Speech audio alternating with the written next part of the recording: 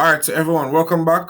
This is just to quickly identify the last part of the class that we probably didn't get to finish, okay? So we talked about the example using method 1, and method 1 just simply stated that you add the two ratios, 2 plus 3, and you find one ratio, you find one value from that share, and you multiply based on the ratio. So if you had one ratio when you divide by the 5, right, and then 25,000, right? That would be 25,000 divided by 5, and that gives you one share, and you can then multiply that value to give you any amount of shares, right? That was method 1.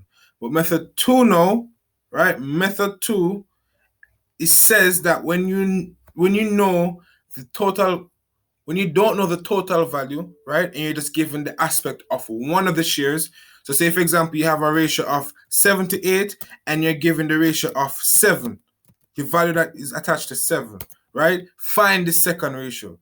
And that's essentially what we're doing. So there's two aspects. One, when you're given the total amount of dividends to share up to the ratios, or one, when we're given the two ratios, right? And one of the ratio value is given, and you're tasked to find the second. So in the second question, you cannot use the first method. You have to use the alternative method, which states that you find which ratio is attached to it. So if it says the first length, that means it's the first ratio, which is 7. You divide this value by 7, and then you get one share, right? Let me repeat. 273 is the first ratio. You divide that by the first index, which is 7. You get this value of one share. Then when you get that value of one share, you then multiply it by 8, right? And that will give you the length of that ratio, 8. Okay? Let me write it out. So when we divided, let me write it here. When we divided the 273 by the 7, we get 39 meters. That is the value. Let's write that. That is the value of one share. One share. Okay? We multiply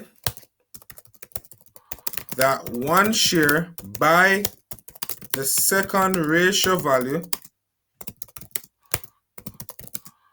to get the ratio of, to get the value of that share. Understand, everyone? So in this case, that would be 8 multiplied. So let's calculate it. Calculator, right?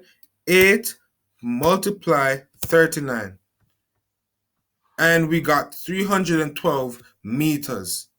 And to prove it, when we had 7 as our ratio, we got 273 meters. When we got 8 as our ratio, we get 312 meters.